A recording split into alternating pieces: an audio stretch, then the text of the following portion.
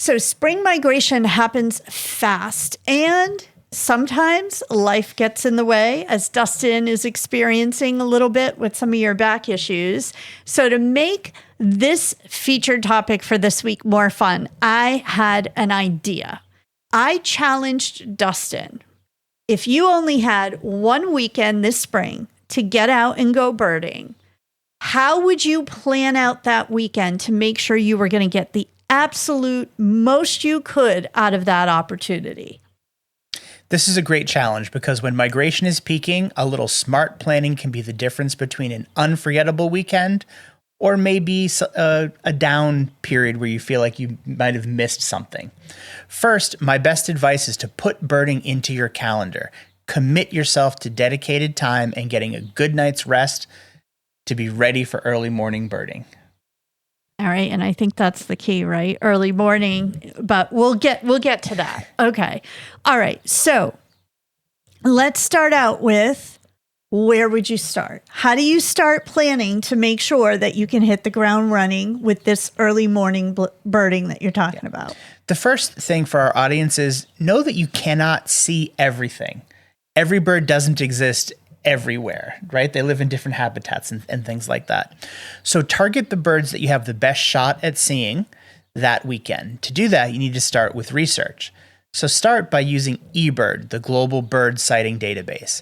I love using eBird bar charts to see which species are most active locally during your specific peak weekend, how those peak timing lines up for your region, and then looking at trends from March to May to pinpoint what is peaking at that time. So I have a tip. First, choose a handful of target species based on the best odds. Then prioritize birds that are exciting and easier to spot, whether they be distinct colors, calls, or behaviors. New birders, this is really easy to do. The more advanced you get, it gets a little bit trickier because you have to decide where to spend your time and make different choices. So I think at this point, we'll do a little on-screen work through to show how we use the eBird bar charts. Yeah. So instead of just hitting you guys up with some B-roll, we're gonna walk you through a little demonstration of how Dustin would plan for one weekend of spring birding. So let's get set up. Okay, so here on eBird, I am logged in and I like to go to the Explore menu at the top of the screen. And I think most people jump to the Explore species and Explore regions because they're so highly promoted here. But I like the lesser things, particularly the bar charts. And the bar charts allow you to choose a specific region. So I'm just going to choose the whole state of Massachusetts. And when I continue, it takes a moment to load, but this is going to show me all of the birds that are present in Massachusetts during, this is essentially all time. Okay, so now that it's loaded, this shows every bird and its presence. So for example, snow goose here is mildly present in January, March, and April, and then less so the rest of the year, and then ramps up again in the fall. But what we really want to do is focus on birds that are peaking here in this range. So we see that these aren't really good migratory groups. So I'm going to skip down to the families, particularly the warblers that have really strong migration patterns. So we start to see, so I've scrolled down into the warbler section because those are targets for a lot of birders. I'm going to pick a couple of common ones that are good for all birders and tough to see at other times of year, as well as great birds for new birders. So first off is an American redstart. And the way that this chart works is if there is no green, like in March, there is no presence of that bird in your location. And then each month is divided into 4 equal segments representing the first, second, third, and fourth weeks of that month. And so what we can see is that American redstarts begin to appear the 3rd week of April and then increase into the 4th week of April, 1st week of May, and then they basically peak in the 3rd week of May before they start to decline until fall migration. So American redstart is a really good species to follow right now. Next is the yellow warbler. So we can see those peaking about the second week of May and being really high for 3 straight weeks, actually almost 6 straight weeks before they really decline. Then I want to do a pair of birds that are fun because they're similar but sound very different. And this is the black-throated blue warbler, which we see actually seems to overwinter a little bit. I've never seen one in the winter, but it really has its peak there in May, particularly the second and third weeks of May. And then I've got it paired with the black-throated green warbler down here, which has a fun call that also really begins to become prominent the last week of April and then present all during May before it really begins to decline for the rest of the year. So those are 4 good birds to target at this time. Now you've got your target list of birds in your area, and you know they'll be around the weekend that you're planning to do your birding. So is that it? Is that all you need to know? Is your research kind of done at that point? No, it's only half of it because you know what you're looking for, but you need to be tuned into the habitats where you can find it. And of those birds, 2 of them are really like forest birds that are usually higher up in the canopy, although the edge of a forest can be a really good spot. Those are the black-throated blue and the black-throated green warblers. So any forested area or even a street along the edge of a large forest would be good for stuff like that. And of course, use eBird to check out hotspots and look at other checklists around that time from other birders that might have been seeing them there already. The other 2, the yellow warbler and the American redstart, they both love edges a lot more. So look for grassy places that have small trees kind of spread out. Cemeteries are good habitats for stuff like that. Grasslands with maybe a meadow with some trees around the edges are really good for those too. The important thing is to target the habitat. So matching that target bird to their preferred habitat, going to those forest edges for warblers. And of course, if you're into shorebirds, and that's a whole nother ball game, make sure you get to mud flats or edges, particularly in between the tides. You really don't want to be there at a totally low tide when birds are kind of resting, or totally high tide when mud flats are kind of filled in, but the middle ground is really the best spot for that. And if you're targeting sparrows, be sure to look for hotspots that are in grasslands, and those can be great for stuff like indigo buntings and eastern towhees. This is great that you know, like, when these 4 birds are going to hit our area. And you obviously have the experience to know what habitat they're in. But like, so what do? You just go out into a forest and they're going to be there, or? Well, if you have a spot that is around you, yes, if that's what you would like. But you also can find hotspots on eBird. So here, if I go back into eBird's Explore area, you can go to Explore Hotspots. And you can either look to like if you have a park or a refuge nearby that is probably already in here, you can put in the hotspot you're looking for, or you can drill into your area. So if I'm in Massachusetts, I can drill right in, and every one of these dots is a place where birders have entered records. So let's say that I'm in northeastern Massachusetts and I want to look for stuff. And so here is a wildlife area, right? And you can click on the species found at the Martin Burns Wildlife Management Area, which looks forested and is probably good for some of our target species. So if we were then to say, okay, this is cool, then I want to see what these 192 species are, you can go to View Details, and it will show you the recent records this month, including new species that haven't been seen, or that have been seen recently but are new to the time period. So there's a number of new ones, as well as recent checklists. So you could check, here's one from today actually with 37 species in it, and you can go into it and see all of the birds that were identified at that local place and see if we have any warblers present. Now, it would be a little early for our target birds, as we just saw, but one of the earlier migrants is a yellow-rumped warbler, and we can see that they're showing up in numbers. So that number next to it means that's how many of that bird this person saw? Yes. Wow. On that date. Wow. Actually, on this checklist. So they're not So birders aren't just walking around and being like, okay, I saw a house wren, I saw a song sparrow. They're also counting how many of them they see. Usually, yes. Sometimes you'll see a record that just has an X on it, and that means they didn't count, but they were present. Okay. That seems like a lot of information to be capturing as you're walking through the woods. This stresses me out. Birding is what you want it to be. If your goal is to see a yellow-rumped warbler, great. You could stand there and see a yellow-rumped warbler, and then when you come and put it into eBird, if you want to, you can mark it with an X because you didn't count the number of individuals. Okay, so you went onto this map and you just selected a location that, for this demonstration, we're saying is one that you had an interest in potentially going to. And yay, it had one of these birds that you wanted to see. But what if you don't have a specific location in mind?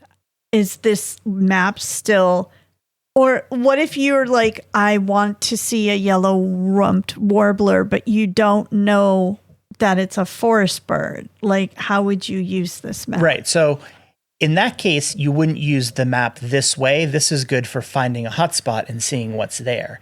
If you want to do it that other way, go to the explore area and look for a specific species. So, for example, yellow warbler.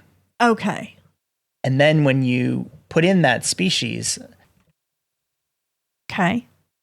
So, for example, if you want to see yellow warbler from the explore menu, you can key in the species that you want, and it will give you details about the bird. But as you scroll down, it also shows you the number. So this is really high level data.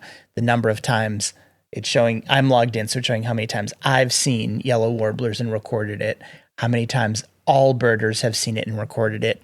And then this map, again, is showing all of the hotspots where yellow warblers have been reported. I see. So you can drill into, sorry, I wasn't very good at centering the map. If we were into that same area of northern Massachusetts, it's taking a second for the data points to load in.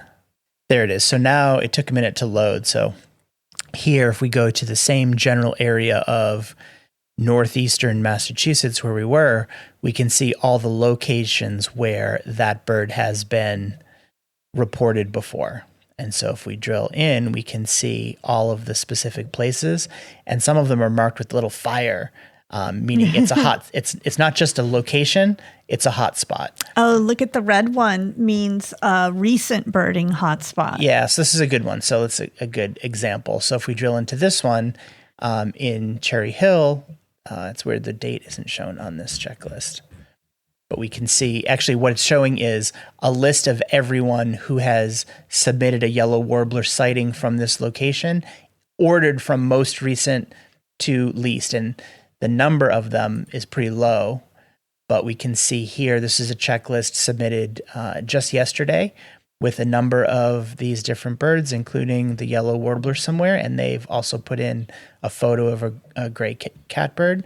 But here's the yellow warbler. They not only recorded it, but they put in notes saying that there were 2 yellow warblers, both of them were singing, and very specific instructions about where the bird was found at the first bend in the path, and another singing where there's an opening in the shrub that looks towards the tree farm just before the chain link fence equipment.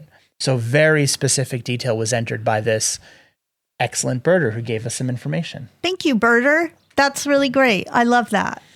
So back to, the main topic, we've got a habitat target and species target. We've done our hotspot strategy, targeting hotspots with high species diversity and the birds that we're looking for.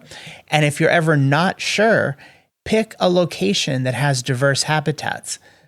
For example, near us, there's some trails through the woods that lead to a nice big grassland area and then goes downhill to a lake and a marsh, which gets you wetland habitat, forest habitat, edge habitat, and grassland, all in one trip that you could easily do in 30 or 45 minutes. I like to check also, there's a site called birdcast.info that shows the migration paths. So here is BirdCast, which is really great as well. And what this shows you is the migration activity over the last 24 hours basically is shown here. So this was last night, or for tonight, the night of April 26th, is predicting 223 million birds. What we actually are seeing is a lot of birds that cross the Gulf of Mexico are now hitting in Texas. So it's a really hot area in Texas, but we can see the Mississippi flyway heating up. So they're already seeing lots of migratory birds. But the Atlantic flyway has birds that come across Gulf of Mexico and land in Florida first and then work their way up. So the East Coast trails the Midwest in this way. So referring to BirdCast also gives you an idea of when the really good nights are going to be. So another good thing about BirdCast is it allows you to see like animations over the last couple of days for your area. And they've taken those animations and the peak dates and pre-mapped them for us. So this map, for example, shows where the peak date is roughly. And so Massachusetts is right here. We're in about May 9th. But what we're going to see is this yellow migration map really light up the East Coast over the nights over the next couple of weeks. All right. So I just thought of a question for you. So you, for our demonstration for our audience, had selected like 4 birds, right? To kind of walk them through and show them how you would plan. What if you're like a beginner birder, and you're trying to pick out your target birds for your birding weekend? Are there certain types of birds that are like hard to bird that you would recommend that beginners avoid during spring migration season, or does it not matter? It doesn't not matter, but I wouldn't say avoid any particular species. If it's a difficult species that's hard to come by in your area, like for us, hooded warblers are difficult to find because they usually only come up to about New Jersey. But every couple of years, a hooded warbler shows up, or some of them show up in the Northeast. I just would say have additional, like think of your targets as like, say, A-level birds and B-level birds, and you're going for the A, but if you don't get it, shoot for the stars and see what you find along the way also. Make sure you have kind of a mix of birds that are more common and difficult to find. And when you miss something, it's not a big deal, right? It gives you something else to look for tomorrow. And then lastly, have a backup plan. So especially for beginning birds, remember, they don't always cooperate. Birds don't read maps, and birds move along all the time, so flexibility matters. Adjust for weather and migration conditions, according to what you've seen in BirdCast, and have some secondary or even tertiary locations to scope out in case Plan A isn't productive. And if you go to a really busy, popular place, have a Plan B in case there's no parking. You simply can't get in there, like going to, say, Mount Auburn Cemetery at peak migration. Parking is definitely a challenge, so plan accordingly. The challenge I gave you was, okay, if you only had one weekend for birding, how would you go about this? But how much of this do you actually do before you go birding? Or do you just go out there to see what you see? I do most of it. If I had only one weekend, I would definitely spend more time in preparation. Like I said, especially getting good sleep, being like committed and having your mind dedicated to, getting up at 5 a.m. to be at the great places by 6 a.m. or something is really good. But pack smart. Of course, you need your optics, whatever you're bringing, binoculars, camera, anything like that. So have stuff packed and ready to go. Like to lay out my clothes in the morning so I can sleep as much as possible and just like roll out of bed and get my stuff on, including my birding gear. If you can have that stuff packed up in the car the night before, all the better. But be sure to bring your guide or your app. Be sure to bring your phone charger if you need that, because you might be using Merlin a lot, that kind of stuff. And then according to the weather, right? If you need a hat, I actually like hats a lot for birding because the sun is always low in the sky, and having the visor really helps. I use my binoculars and my glasses a lot. And I like my hat because it's an easy place to put my glasses when I'm not birding. I don't have to kind of fumble trying to get them in my shirt or in a pocket or something like that. So be prepared about whatever your mechanics are for birding. And of course, bring water and a small snack. If the birding's really good, you're not going to want to leave. And maybe don't drink too much either if the place you're going doesn't have a bathroom or have a plan for that too. In addition, peak times is, sunrise to 9 a.m. Things start to slow down between 9 or 10, but in heavy migration times, you certainly can see birds at other times of day. But also plan for late afternoon birding because they get active again before the sun goes down. Watch the global and the regional weather because that sometimes will determine what's happening. If there's a storm coming up the East Coast, sometimes they push birds through your area faster than expected, or sometimes they create places for birds to stall and they might not get there early.